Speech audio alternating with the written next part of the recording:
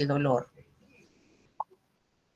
Como saben, desde el inicio del mundo, cuando Adán y Eva fueron puestos en el mundo, comenzaron a sentir todas las sensaciones, dolor, frío, y desde entonces comenzaron las enfermedades, los accidentes, y fue necesario el tratamiento de esto, ¿no? De esto. Puedes continuar la siguiente.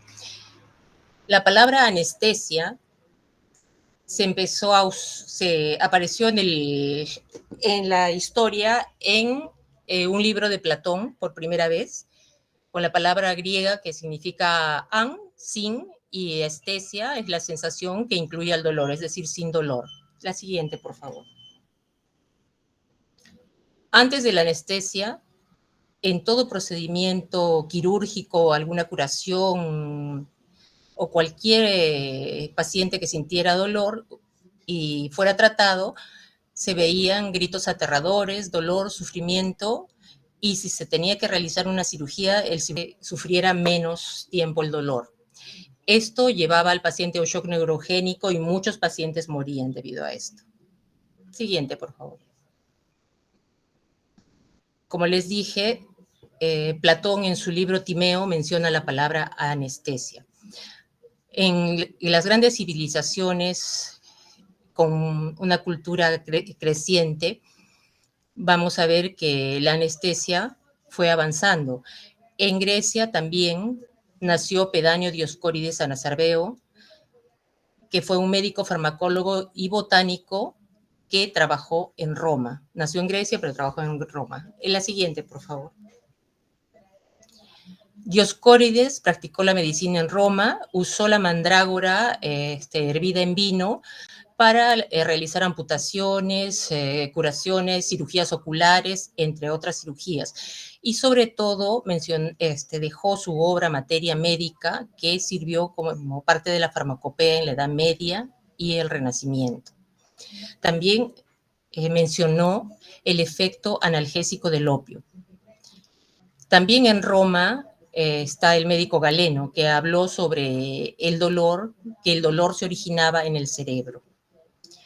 También usó plantas medicinales en heridas, en úlceras, y demostró que el sistema vascular transportaba la sangre, y mencionando como centro del transporte de sangre al hígado.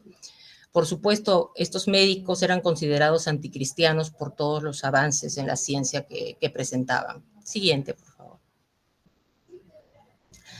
También en nuestro imperio incaico, incluso antes del imperio incaico, las culturas preincaicas usaban plantas medicinales para realizar sus tratamientos. Como todos sabemos, desde los paracas hacían trepanaciones craneanas.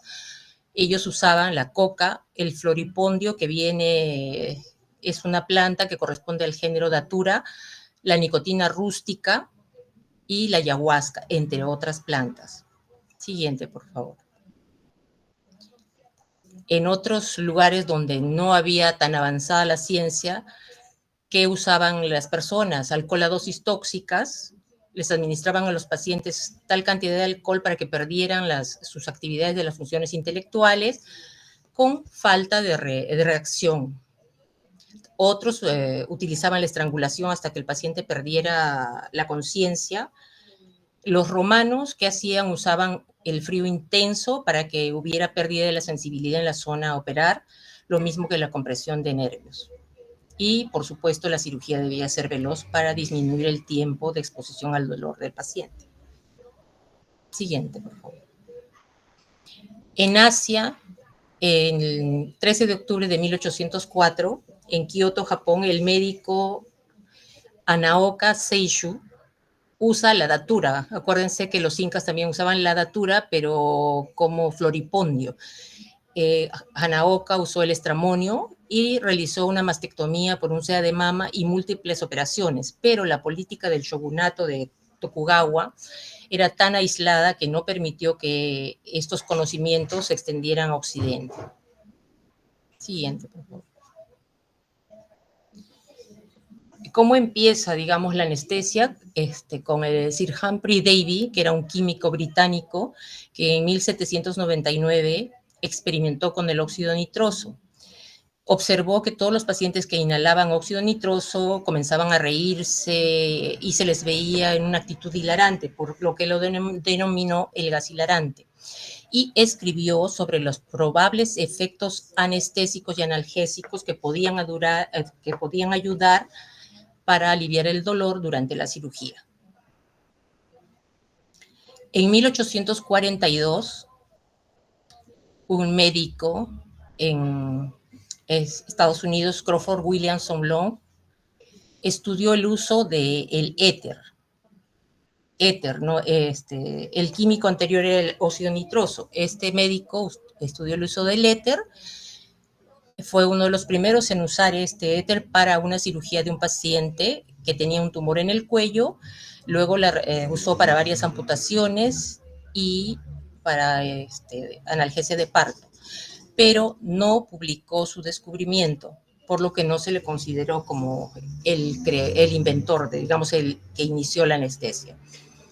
En 1844, el dentista estadounidense Horace Wells salió con su esposa a una reunión, había una presentación del óxido nitroso como gas hilarante, y observó que el empleado de la farmacia, que era el modelo, inhalaba el óxido nitroso, caminaba, se golpeaba y no sentía dolor. Eso le llamó la atención y se contactó con esta empresa que estaba comercializando el óxido nitroso, y él mismo inhaló el óxido nitroso e hizo que un colega suyo le extrajera las muelas del juicio y no sintió dolor, por lo que siguió utilizando el óxido nitroso en aproximadamente 12 pacientes. Entonces quiso hacer conocer al público su descubrimiento, pero como en su ciudad, en Hartford, no tenían un hospital, se contacta con un estudiante suyo que era William Morton,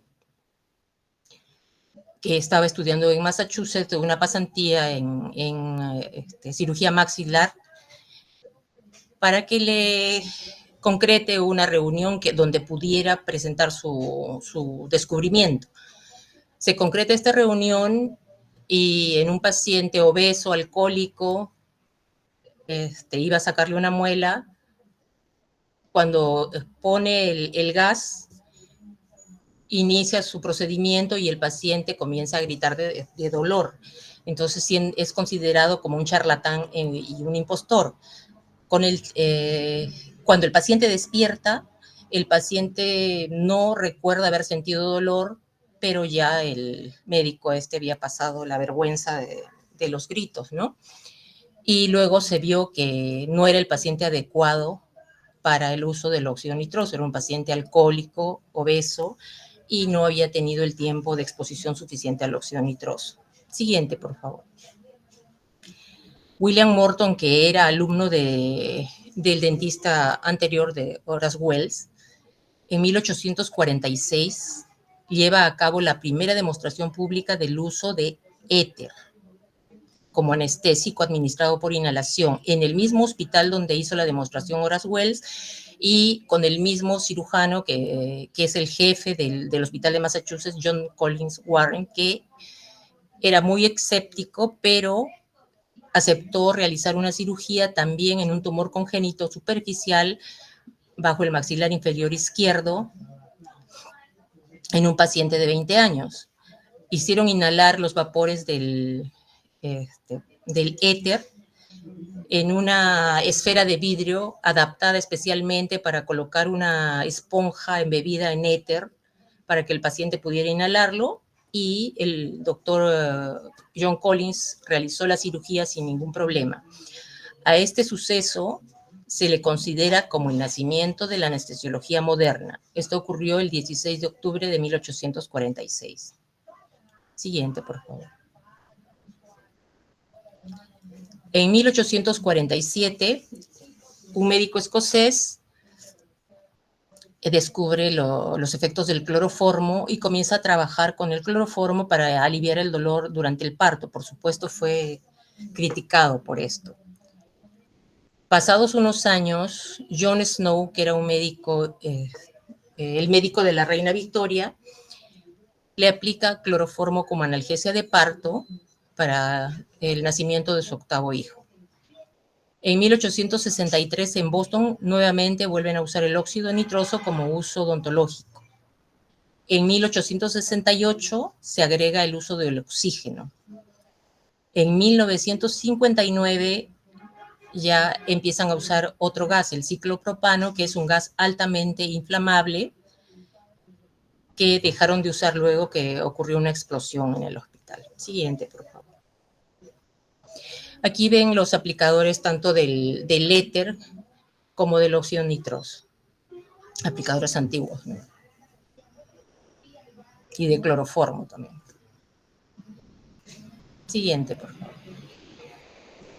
John Snow es el médico, es considerado el primer médico anestesiólogo especializado. También considerado como el padre de la epidemiología moderna por sus múltiples estudios epidemiológicos. Él logró la aceptación de la anestesia obstétrica en contra de todas las creencias religiosas, éticas y médicas al administrar cloroformo a la reina Victoria durante los partos de sus dos últimos hijos. Siguiente. En 1935 se empezó a usar el tiopental sódico en un estudio en la clínica Mayo a petición de los laboratorios Abbott, que fueron los que producían el tiopental. Y los relajantes musculares recién empezaron a usarse en 1942 en un hospital en Canadá. Por primera vez se dio para anestesia general. Y esto permitió que el cirujano tuviese una mejor exposición de las estructuras quirúrgicas. Un gran avance en la anestesiología.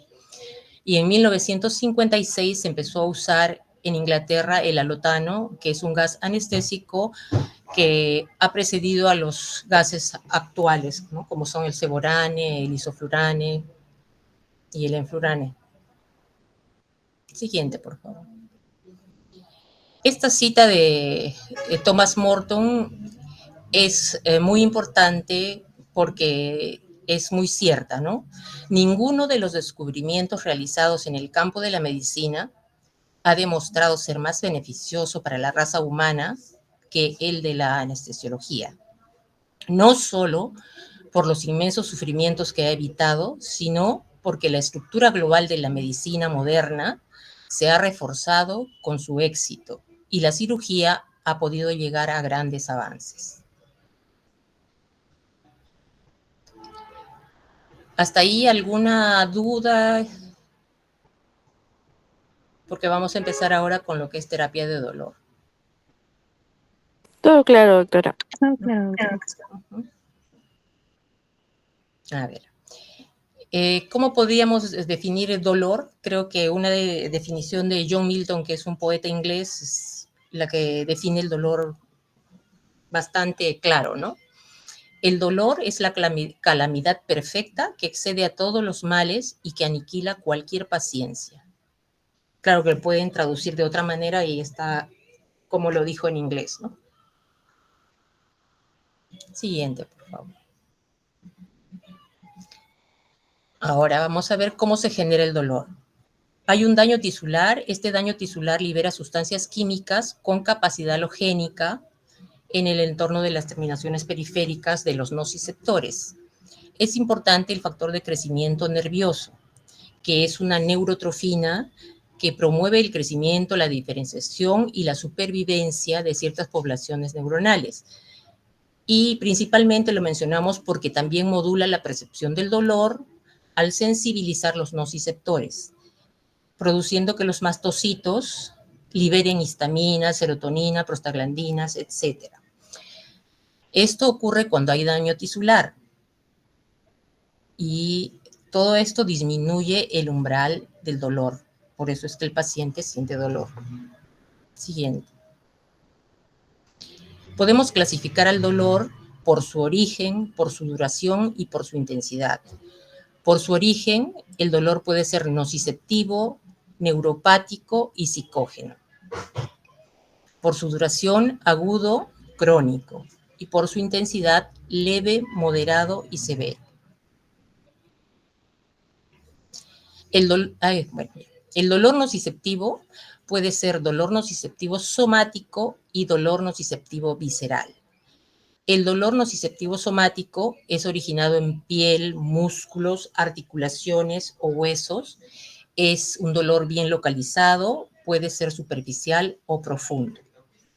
El dolor nociceptivo visceral, en cambio, puede deberse a una distensión o dilatación brusca de una víscera, espasmo o contracción del músculo liso.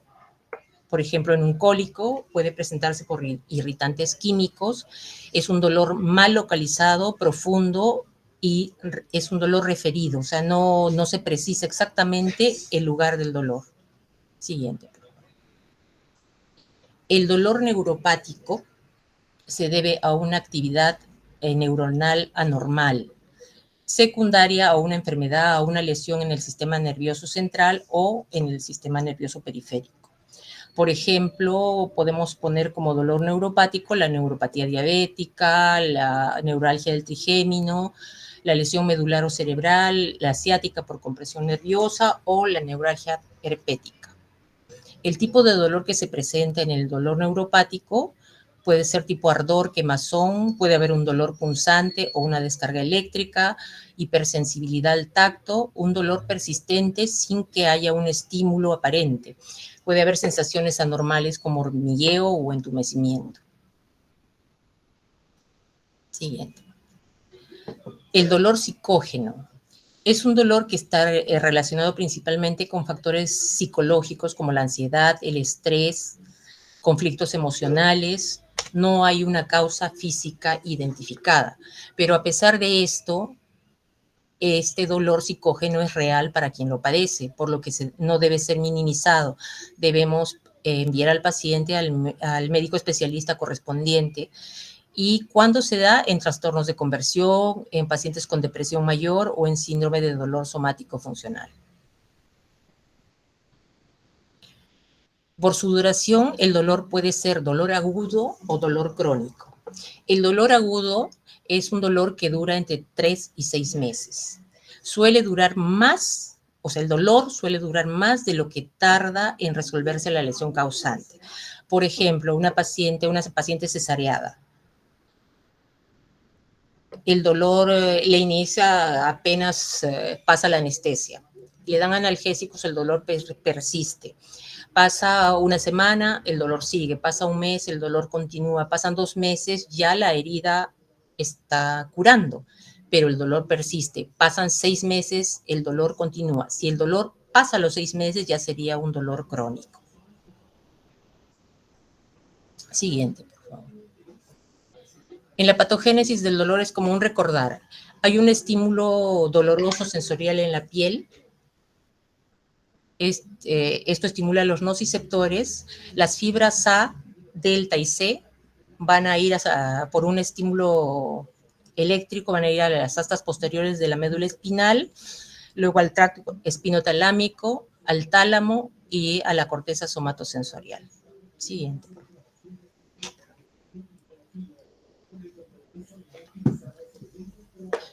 ¿Qué es la nocicepción? Es un proceso neurofisiológico mediante el cual el cuerpo detecta estímulos potencialmente dañinos como el calor, presión excesiva, pinchazos o sustancias químicas irritantes.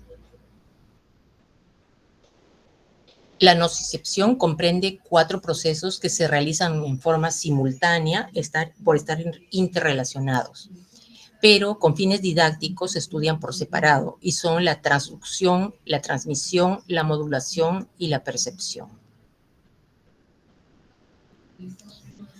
La transducción es un estímulo nocivo, ya sea térmico, mecánico, químico, que se convierte en una actividad eléctrica en las terminales nociceptoras de fibras periféricas con liberación de sustancias de inflamación, que son los mediadores químicos como prostaglandinas, leucotrienos, sustancia P, bradestinina, y si hay destrucción celular, también habrá potasio. Estas son las principales sustancias halogénicas, ¿no?, que ya hemos mencionado. Siguiente. La función principal del nociceptor es poder distinguir entre un estímulo inocuo, como es el de la izquierda, de otro potencialmente dañino, como es el de la derecha.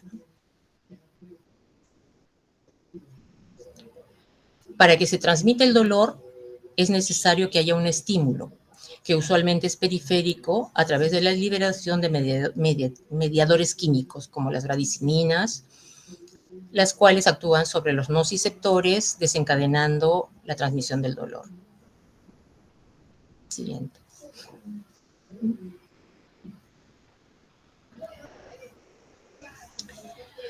Y ya. A ver, la transmisión es el paso de los potenciales de acción de las terminales periféricas a través de los axones a las terminales centrales, a través de las fibras aferentes del dolor, como son las fibras A, delta y C, que lo conducen a nivel central. Las fibras A y delta transmiten un dolor bien localizado y las fibras C transmiten un dolor mal localizado. ¿Cuál es el mecanismo periférico? Estas fibras aferentes que transmiten el impulso nociceptivo hacen sinapsis en el asta posterior de la médula espinal a nivel de las láminas 1, 2 y 5. Las neuronas que están localizadas en las láminas 1 y 5 van a dar origen a las vías de proyección desde el asta posterior hacia el tálamo, es decir, las vías espinotalámicas. Tenemos dos vías espinotalámicas, un haz ventral o paleoespinotalámico y un haz lateral o neoespinotalámico. El paleoespinotalámico nos va a transmitir el dolor crónico, sordo, de poca intensidad, difuso, mal localizado. Y el haz lateral o neoespinotalámico va a transmitir el dolor intenso y bien localizado. Este haz lateral o neoespinotalámico es responsable de la hiperalgesia secundaria. El otro proceso que tenemos es el proceso de la modulación, que se da por medio de un sistema de péptidos opioides que se sintetizan endogénicamente en el cerebro. Se clasifican en tres familias: endorfinas con receptores muy delta, encefalinas con receptores delta y mu, y dinorfinas con receptores kappa.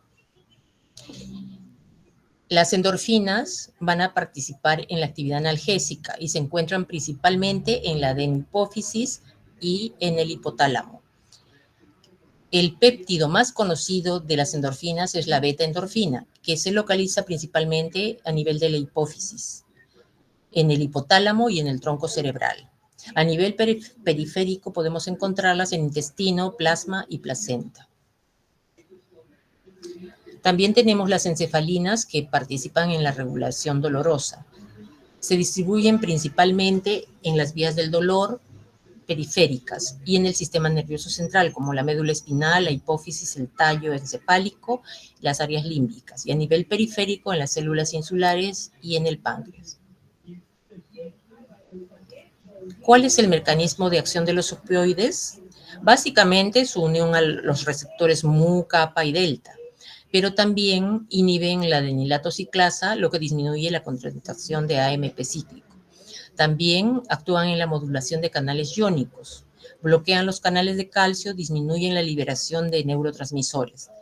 También abren los canales de potasio, haciendo que ocurra la hiperpolarización neuronal, lo que disminuye la excitabilidad. También hay inhibición de la transmisión nociceptiva, con menor liberación de neurotransmisores y menor excitación neuronal, lo que va a disminuir la percepción del dolor. El otro proceso fisiológico del dolor es la percepción. La percepción es la interpretación de la información aferente que llega al tálamo y luego a la corteza cerebral, donde la señal se convierte en dolor percibido. El dolor se interpreta en la corteza somatosensorial. Si no hay cerebro, no hay dolor.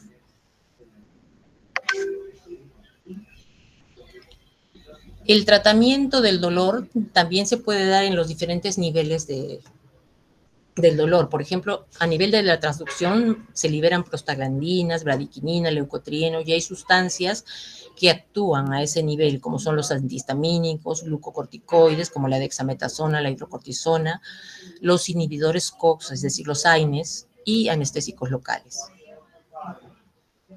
Si ya estamos a nivel de la transmisión, por ejemplo, el dolor de parto o una fractura de fémur, tendríamos que dar una anestesia espinal o una anestesia epidural para disminuir el dolor a este nivel.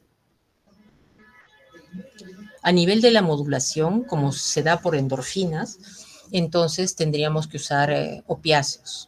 O a nivel epidural también podría ser el uso de opiáceos, epidural y subaracnoideo, es decir, raquídeo. O el GABA. Si es a nivel de la percepción, los opioides sistémicos nos ayudarían. ¿Cuáles son las complicaciones del dolor? Pueden darse complicaciones a todo nivel. Por ejemplo, a nivel respiratorio, si al paciente le duele mucho, no va a respirar bien. Puede haber retención de secreciones, puede haber tos, puede haber infecciones, incluso insuficiencia respiratoria, porque el paciente va a hiperventilar, se va a agotar. También pueden haber complicaciones cardíacas como aumento de la presión arterial, taquicardia, aumento del gasto cardíaco, angor e incluso infarto miocárdico.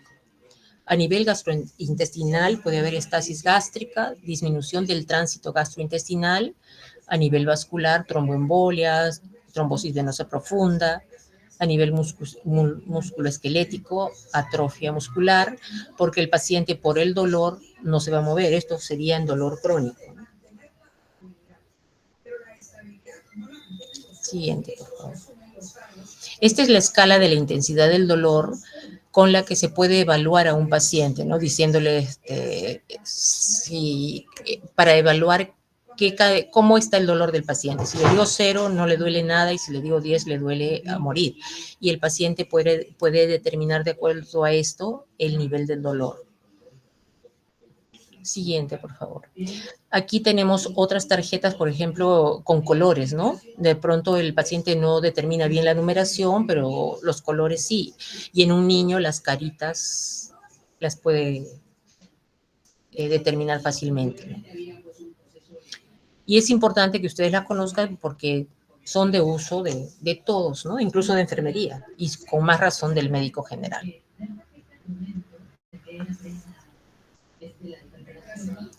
Si queremos darle un enfoque diagnóstico, entonces tenemos que hacer una buena anamnesis. Tenemos que hacer una historia detallada del dolor. ¿Por qué ponemos Alicia ahí? Porque vamos a usarla como mnemotecnia. Tenemos que hacer énfasis en las formas anormales que pueda presentar de dolor el paciente, una buena afiliación, actividad, entorno familiar y laboral. Tenemos que ver los signos y síntomas que acompañan al dolor, si hay alteraciones del gusto, del olfato, relajación de esfínteres, debilidad de miembros inferiores, alteraciones de la visión, si hay cambios que hayan ocurrido en sus actividades y a raíz de estos cambios se presentó el dolor. Aquí está la mnemotecnia que les refería como Alicia. Tienen que ver la aparición del dolor, en qué momento, a raíz de qué aparece el dolor.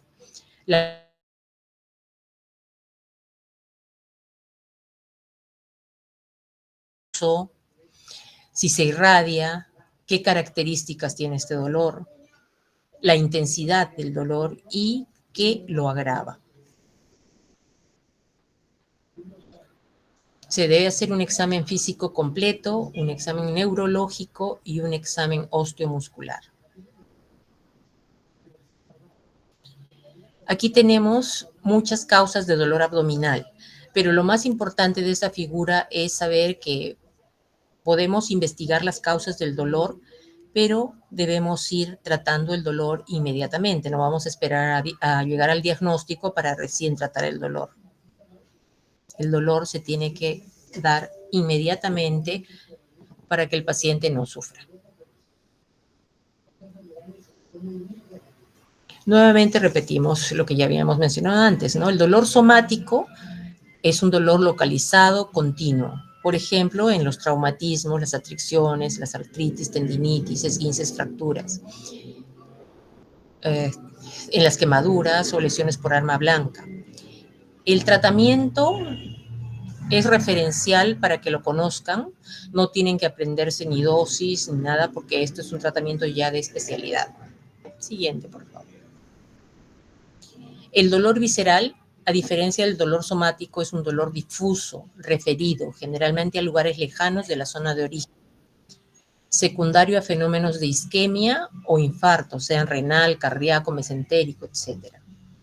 Puede presentarse en las peritonitis, pancreatitis, infecciones, úlceras, en los cólicos renales, intestinales y ginecológicos. Igual, el tratamiento puede darse con un espasmolítico, pero esto es tratamiento ya de especialidad. Siguiente. El dolor neuropático.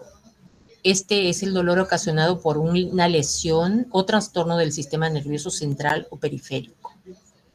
El dolor puede ser urente, quemante, lancinante, recurrente o de carácter paroxístico. Es el dolor que se presenta en las neuralgias posherpética o neuralgia del trigémino, neuropatía diabética, radiculopatías lumbosacras, trastornos degenerativos. Aquí el tratamiento también es de especialidad, se pueden usar opioides, porque ya el dolor es un poco más difícil de tratar, ¿no? Opioides, codeína, morfina. Les mencionan las dosis para conocimiento general, pero el tratamiento es de especialidad. Siguiente, por favor. Aquí vemos qué medicamentos podemos usar en dolor, los AINES y el acetaminofén. Podemos usar analgésicos opioides y analgésicos adyuvantes. ¿A qué se refiere con analgésicos adyuvantes? Si tiene náuseas, le daré un antiemético.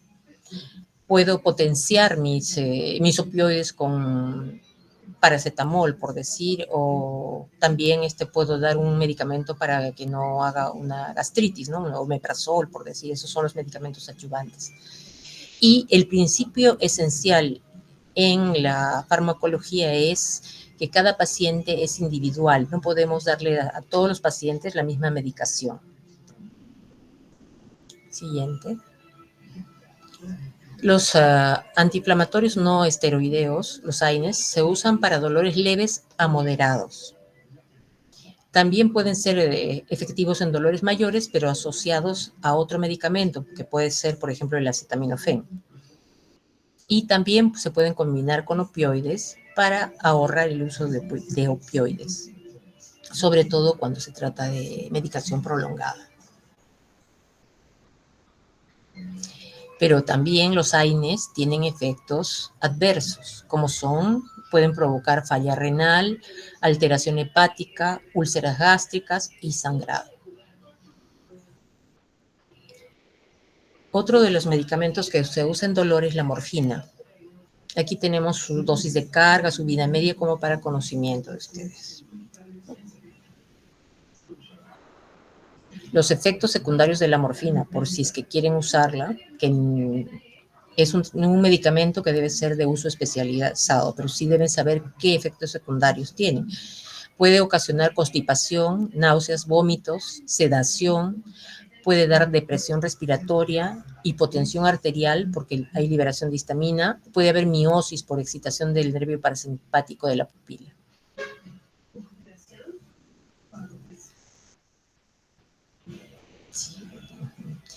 Las vías de administración de la morfina pueden ser por vía oral, en gotas, puede ser intramuscular, endovenoso con bombas continuas, programables, o puede darse por vía epidural, o transdérmico por iontoforesis nasal e intraarticular.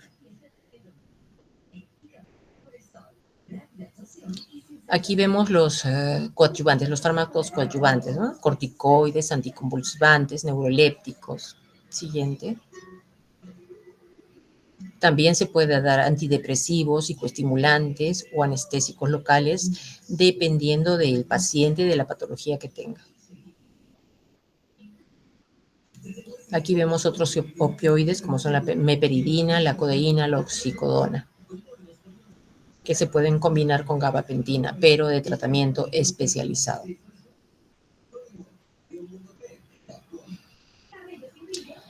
Hay unidades de terapia de dolor. ¿Qué son las unidades de terapia de dolor? Son unidades especializadas. Así como existe una UCI, existe una unidad especializada en el tratamiento de todo tipo de dolor, ya sea agudo o crónico. Estas unidades son unidades multidisciplinarias a cargo de anestesiología. ¿A qué se refiere con multidisciplinarias? Es un trabajo en equipo.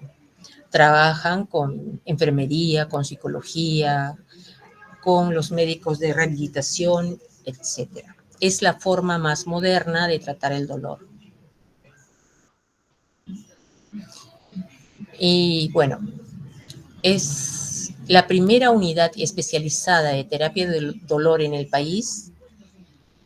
Se dio, con orgullo lo digo porque yo me formé en el Hospital Nacional Guillermo Almenara Irigoyen y tenemos todos el orgullo de tener al fundador de esta primera unidad especializada de terapia de dolor del país como docente de la Universidad Ricardo Palma. Es el doctor Guillermo Cruz, que es el que inició la primera unidad especializada de terapia de dolor en el país. Siguiente.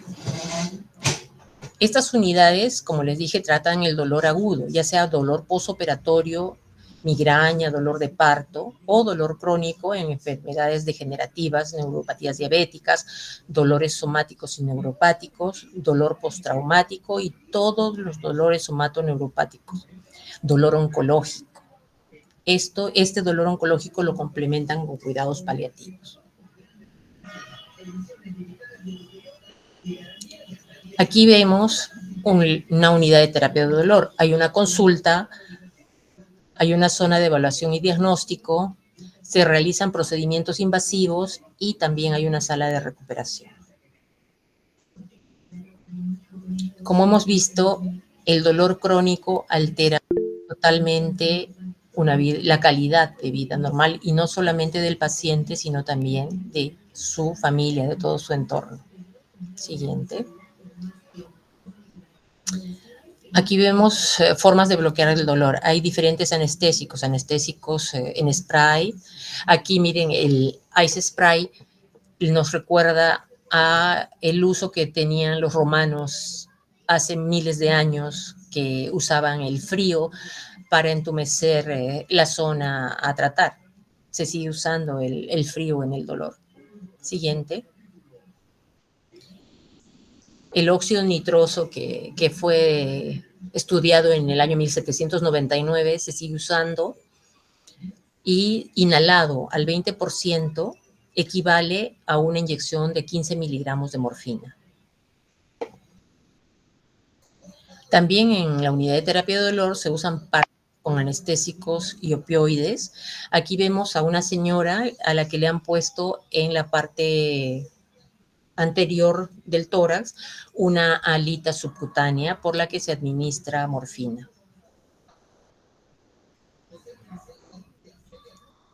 También se da analgesia epidural con opiáceos, eso habíamos mencionado antes esto, ¿no? Y también se hacen bloqueos de nervios, de plexos nerviosos, con la ayuda del ecógrafo. Aquí se está analgesiando a una paciente obstétrica con óxido nitroso. La paciente sola usa la máscara cuando lo necesita, cuando viene la contracción. O sea, es un trabajo en equipo del anestesiólogo con la paciente. Y si se fijan, un ratito, para que no se olviden, miren el balón que está al costado de la paciente, es de color azul. Siempre el balón de color azul es de óxido nitroso. El de oxígeno es de color verde. Siguiente. Como ven, el óxido nitroso se usa desde 1799 y se sigue usando en odontología.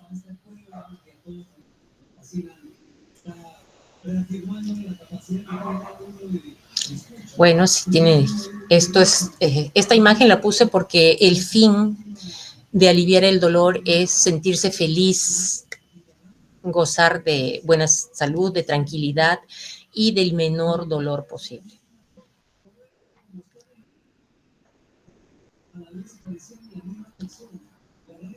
Para nada no lo van a mandar a una unidad de dolor, ni a un neurólogo, ni nada por el estilo. Entonces, el 60-70% de los dolores tienen que saber ustedes manejarlo. Por eso se les hace esa ayuda de la alicia, la clasificación, etcétera, y ustedes tienen que estar capacitados en el manejo del dolor.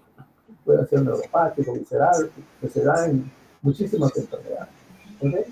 Las unidades especiales son unidades ya muy especializadas, que se maneja el dolor crónico, a lo mejor oncológico, degenerativo, el dolor idiopático que no tiene resolución, etcétera. Ellas se manejan procedimientos que no están al alcance del médico, como el doctor lo ha dicho, ¿no? Los invasivos, los catéteres epidurales, el bloqueo de nervios, etcétera, etcétera. Eso por un lado. Entonces eso tiene que ser claro. Y tercero, es que en el manejo del dolor se ha mencionado el uso de los opiáceos, ¿no? Solamente un aporte desde el punto de vista normativo. De acuerdo a las normas internacionales y por la gran difusión y el exceso que hay en el mundo del uso de los narcóticos mal usados, nosotros sabemos para qué ya, ¿no es cierto?, que no son con fines medicinales. Entonces todos los países tienen sistema de control. Entonces el médico general, con su sola receta, no puede recetar opiáceos.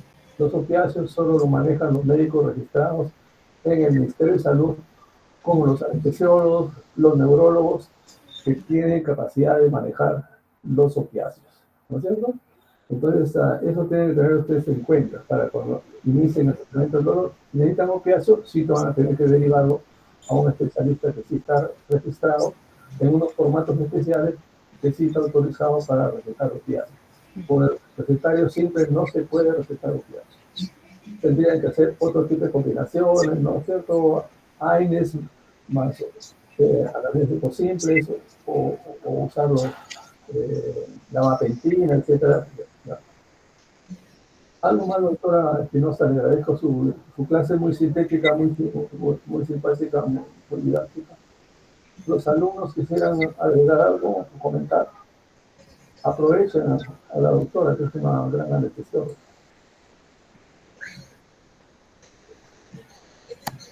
¿Ha quedado claro lo que se ha comentado en la clase? Parece que el salón está vacío, doctora. Están dejados solos. Están con hambre. Bueno, algo que agregar y ya despida pues la clase, ¿no? Espero que les haya sido provechosa. Es una clase muy bien preparada para un nivel didáctico muy bueno, como para el médico general que tenga una idea de cómo ha evolucionado la anestesiología. Alguien dijo, me acuerdo en una reunión, en un congreso, que hay un texto que hace de William Morton, ¿no? William Morton se le considera el padre de la anestesiología en el mundo, pero hubieron otros padres anteriores, el que tuvo el valor de hacer el primer acto y representar fue él, pero otros no, ya habían hecho anestesia, ¿no? Pero ya él se le considera porque hizo la primera demostración ante un auditorio muy importante, sí, muy relevante, etc., ¿no? Y cosas así. Entonces la ciencia ha avanzado por muchas razones. Por ejemplo, la doctora se ha referido, ¿no es cierto?, cuando le hacen analgesia en el parto de Reina Victoria. Exactamente, ¿no?, de la reina. Y lo dijo bien claro, usted no sé si dieron cuenta, contra designios de costumbres religiosas, etcétera, ¿no? Que son buenos católicos o cristianos, que Dios maldijo a la mujer, ¿no? Y le dijo, parirás con dolor, etcétera, ¿no? Esas cosas, recuerda que están en los testamentos. Entonces nadie se atrevía a contradecir los designios de Dios. Por lo tanto, no se le podía calmar los dolores a las mujeres parturientes. Pero los tiempos van cambiando y aparecen los anestesiólogos, pues, y empezamos a ponerle piedra, ¿no? Entonces, ven cómo ustedes, la ciencia desarrolla en base a la evolución también de la sociedad y el conocimiento del desarrollo de distintos campos de la ciencia, como es la farmacología, la fisiología, el conocimiento del dolor, cómo se produce, qué fármaco le hace para tal, para cuál, etcétera, que ustedes deben comentar. Bueno, no me quiero extender más porque ya Deben estar con sueño y con hambre probablemente, ¿no? Gracias, doctora. Si no hay más que agregar, le escuchamos. Bueno, gracias por estar presentes a los presentes, porque somos 32 de 70 alumnos, ¿no? Hay 32, pero creo que solamente Sí, está... doctora, lo que pasa es que justo ahorita tenemos clase teórica de cirugía menor porque como hoy día fue virtual nos la pasaron a las 9:30 y los chicos me pidieron permiso para poder salir. Ya. Pero se han salido hace un rato, no se preocupe. Más bien muchas gracias a Más los bien dos. ustedes también vayan Gracias, doctora. a hacer la clase. Sí, Espero doctora, gracias, doctor. que haya sido útil.